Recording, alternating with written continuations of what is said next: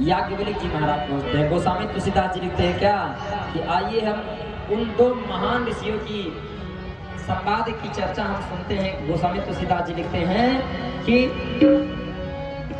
कहूं जुगल मुनिवर्य कर निर्मल सुभग संवाद।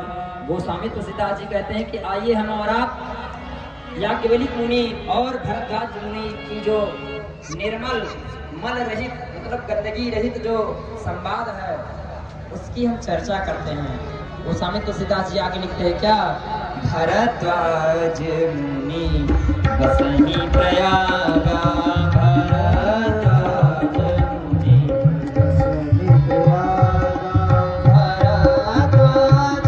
मुनि बसहि प्रयागा,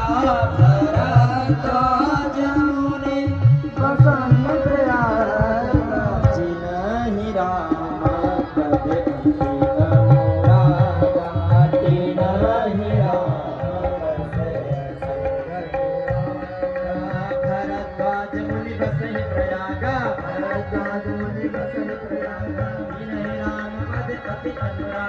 जिनहि राम पद राम पद अति अनुरागा, भरद्वाज मुनि बसहि प्रयागा, भरद्वाज राखे पद के, भरद्वाज राखे पद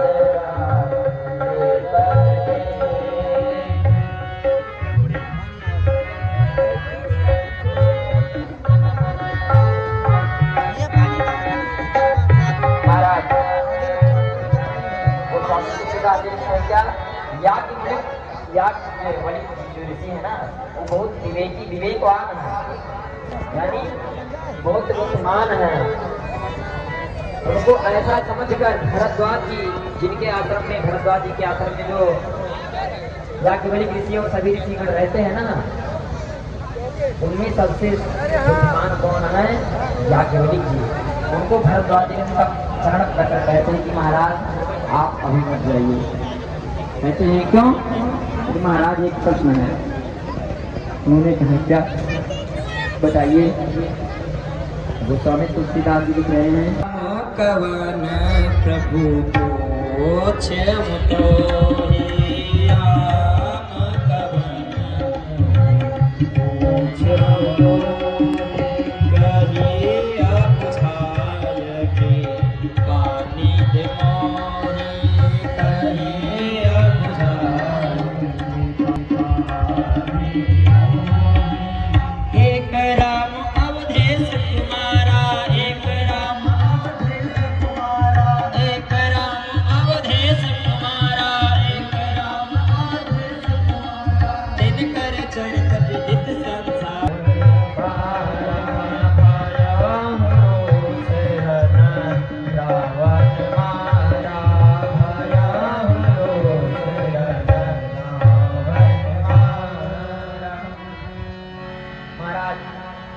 भरद्वाज जी याज्ञवल्क्य से प्रश्न करते हैं क्या, राम कवन प्रभु पूछे तो ही। राम जी कौन है, मैं आपसे पूछना चाहता हूँ, कृपा कर आप हमें बताइए। गोस्वामी याज्ञवल्क्य जी ने कहा कि आप नहीं जानते हैं। जानते तो हैं, एक राम जी हैं जो दशरथ नंदन राम हैं, जो दशरथ जी के पुत्र हैं। अपने पिता की आज्ञा को मान करके उनको गए और वन में एक रावण नाम का राक्षस उनकी पत्नी उनकी भार्या को चुरा ले गया, हरण करके ले गया, मारा और युद्ध में रण प्रांगण में राम जी ने रावण का वध कर दिया। एक राम तो है। और फिर कहते हैं, सुई प्रभु सुई राम की अपर को जाहि जपत त्रिपुरार, सत्य धर्म सर्वज्ञ तुम कहूं विवेक विचार। कहते हैं वही राम है जिनको सदैव राम राम करते हैं। कौन, भूत भावन भोलेनाथ सदैव जपते रहते हैं। क्या राम, भूत भावन भोलेनाथ है 108 मनके की माला जो है लेकर सदैव जपते रहते हैं। क्या राम राम राम राम, क्या वही राम जी हैं? कहते हैं जास जपत त्रिपुरारी, सत्य धर्म, आप कौन हैं? सत्य के और धर्म के और क्या हैं? सर्वज्ञ त्रिकालदर्शी हैं। सर्वज्ञ तुम कहाँ? विवेक विचार, अपने विवेक अपनी बुद्धि से विचार कर कर कहिए। वो ये नहीं कहते महाराज कि महाराज जल्दी पूजन कराइए, जल्दी पाठ कराइए और जल्दी जल्दी कथा कहिए क्योंकि हमें अपने काम पर जाना है। हाँ, वो कहते हैं जही विध मीतहि मोर भ्रम भारी, जही विध मीतहि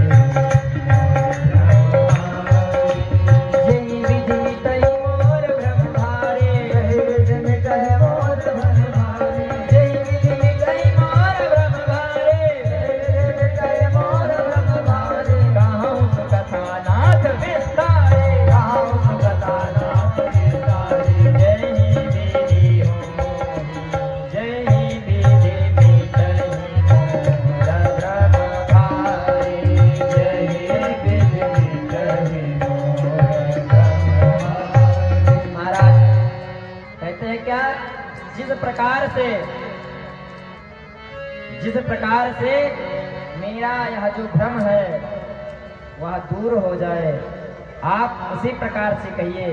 यदि मैं थोड़े में समझ जाऊं तो आप थोड़ी कथा कहिए, यदि मैं थोड़े में ना समझूं तो आप विस्तार पूर्वक कथा कहिए महाराज। और कथा का नियम भी यही है। पहले के ऋषिगण कैसे कहते थे कथा?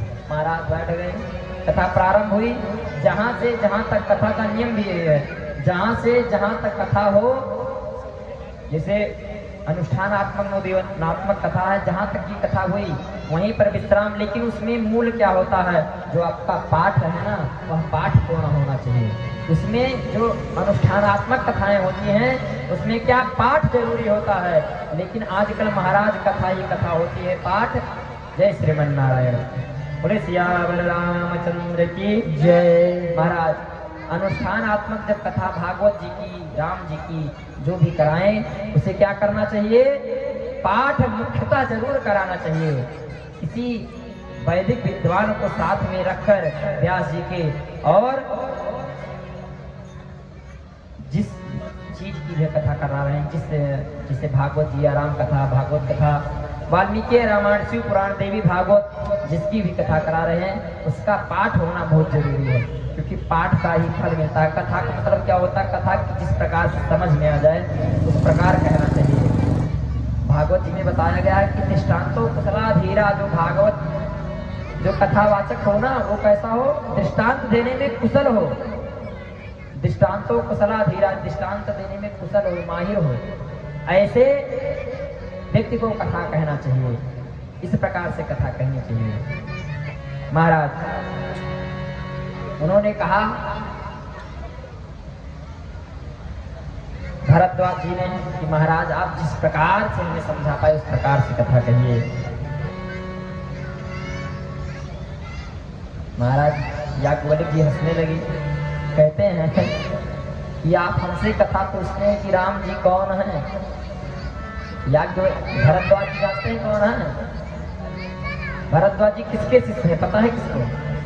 कितने लोग जानते हैं? भरद्वाज जी प्रचेता के 10वें पुत्र जो वाल्मीकि जी हैं उनके शिष्य हैं। और जब सर्वप्रथम आज हम जो कह रहे हैं और लिख रहे हैं, पढ़ रहे हैं ना, ये किसी की देन है तो किसकी है? वाल्मीकि जी की। क्योंकि उनको आदि कवि कहा गया हो, लिखने की परिपाटी वहीं से प्रारंभ हुई है। और राम जी की कथा का निरूपण लिखा किसने है? वाल्मीकि जी ने। उनके शिष्य हैं महाराज। जब वाल्मीकि जी सर्वप्रथम जो पहला श्लोक बोले हैं, उस समय भी क्रौंच पक्षी का जब वध हुआ है, उस समय स्नान करने गए थे तमसा नदी के किनारे। और उस समय उनके साथ में वाल्मीकि जी के साथ में भरद्वाज जी थे। और पूरी राम जी की कथा की रचना की है उनके साथ में कौन? भरद्वाज जी थे, जिसके गुरु जी ने राम जी की कथा लिखी हो। और जो सदैव अपने गुरु जी के सानिध्यता में रहा हो, क्या उसको राम जी के विषय में या राम जी के विषय में कोई संशय होगा? उनकी कथा को वह नहीं जानता होगा, जानता होगा। लेकिन महाराज वो कथा पूछे क्यों? तो महाराज जी याज्ञवल्क्य जी कहते हैं कि राम भगत तुम मन क्रम बानी, राम भगत तुम मन क्रम बानी, राम भगत तुम मन क्रम बानी, राम भगत तुम मन क्रम बानी, चतुराई तुम्हारी मैं जानी, चतुराई तुम्हारी मैं जानी, चाहो सुनाए, चाहो सुनाए राम गुण गुणा, चाहो सुनाया राम गुण गुणा, इन्हें प्रश्न मन अति मोह अति डोला, अति मोला। महाराज याज्ञवल्क्य जी कहते हैं कि भरद्वाज जी तुम कैसे हो? तुम राम जी के भक्त हो। और कैसे भक्त हो? ऐसे वैसे भक्त नहीं कि मुंह से बोलने वाले महाराज मैं राम का भक्त हूँ, मैं कृष्ण का भक्त हूँ, मैं श्याम जी को मानता हूँ, मैं राघव जी को मानता हूँ, मैं फले देवता को मानता हूँ, तो मानता हूँ। ऐसे वाली नहीं है। तब कैसे हैं? राम भगत तुम मन क्रम वाणी। फिर कहते हैं चतुराई तुम्हार मैं जानी। आप मन क्रम वचन से राम जी के भक्त हैं और मैं यह जान गया कि आप कितने चतुर हैं। भरद्वाज जी ने कहा महाराज चतुराई हमारी क्या है? उन्होंने कहा कि तुम्हें राम जी की चर्चा, राम जी की कथा सुनने की इच्छा है, तो महाराज तुम ऐसे पूछते हो जैसे मूढ़ व्यक्ति कोई पूछता हो राम कौन है। चतुराई तुम्हारे मैं जानी। और चाहो सुने राम गुण गूढ़ा। राम जी का जो गूढ़ चरित्र है ना, गूढ़ चरित्र आप सुनना। याज्ञवल्क्य जी उनसे कहते हैं आप कथा श्रवण करना चाहते हैं। आपने जैसे प्रश्न किया है कि राम कौन प्रभु पूछो तो ही, उसी प्रकार एक बार शंकर जी से भी किसी ने प्रश्न किया, उनकी अर्धांगिनी। और देवाधिदेव महादेव एक बार कथा सुनने गए। कहाँ पर महाराज? रहते वो कहाँ पर हैं? कैलाश पर। और कथा सुनने कहाँ गए? अगस्त्य ऋषि के पास। शंकर जी कथा सुनने कहाँ गए? अगस्त्य जी के पास। अगस्त्य जी का जन्म किससे हुआ? घड़े से। और महाराज शंकर जी कौन है? जो संपूर्ण सृष्टि को ज्ञान देने वाले हैं। ऐसे भूत भवन कहाँ गए हैं? अगस्त्य जी के पास में। याज्ञवल्क्य जी कहते हैं क्या? एक बार त्रेता युग माही, एक बार त्रेता युग माही, एक बार माही, एक बार त्रेता युग माही, शंभु गए कुंभज ऋषि पाही, शंभु गए एक बार त्रेतायुग माहे, एक बार त्रेतायुग माहे, शंभु गए कुंभज सिपाहे, एक बार त्रेतायुग माहे,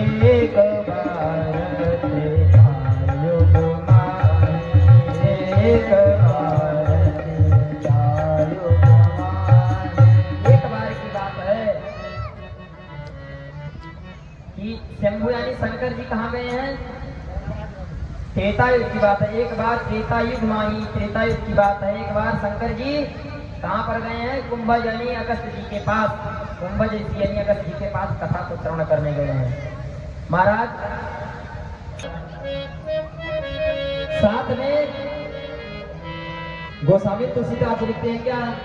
संग सती जग जननी भवानी, संग सती जग जननी भवानी, संग सती जग जननी भवानी, संग सती जग जननी भवानी, पूजे श्रवण नहीं किया तो महाराज आप देखेंगे अभी आगे कभी क्या लिख रहा है। उनके आगे आते समय संग सती जग जननी भवानी पूजे मुनि अगले स्वर्णानी। संग सती जो सती माता है कौन? जगत जननी जगत माता है, पराम्बा जगत जननी जगदम्बा है।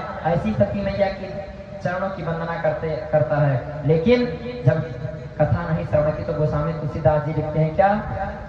मुनि सन वेदा मांगे त्रिपुरारी, मोरे सन वेदा मांगे त्रिपुरारी, मोरे सन वेदा मांगे त्रिपुरारी, मोरे सन वेदा मांगे त्रिपुरारी, चले संग लय दक्ष कुमारी, चले